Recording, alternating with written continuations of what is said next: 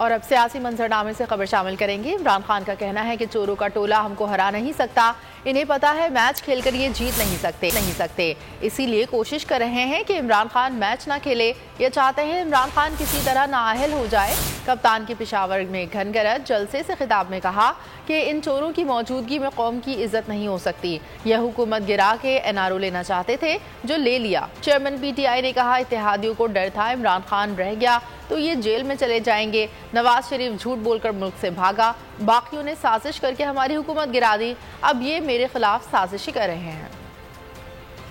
ये जो प्रोपेगेंडा किया जा रहा है, अब बताना चाहता हूं कि ये जो चोरों का टोला हमारे ऊपर मुसल्लत किया, अब इनको पता चल गया है कि ये हमें हरा नहीं सकते। इनको पता है कि मैच खेल के तो ये अब ये जीत नहीं सकते।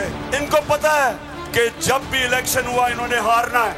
अब ये कर क्या रहे हैं? साजिशें कर रहे हैं। किसी तरह इमरान खान को डिस्क्वालीफाई करवाओ। कोशिश है कि किसी तरह बस इमरान खान मैच ना खेले।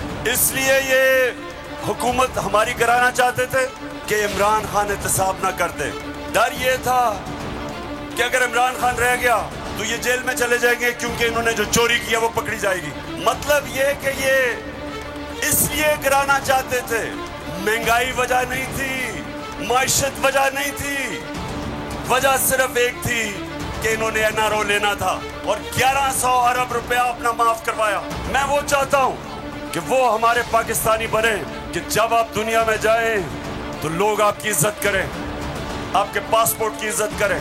और वो कभी नहीं होगा जब तक आपके ऊपर ये चोर बैठे हुए हैं।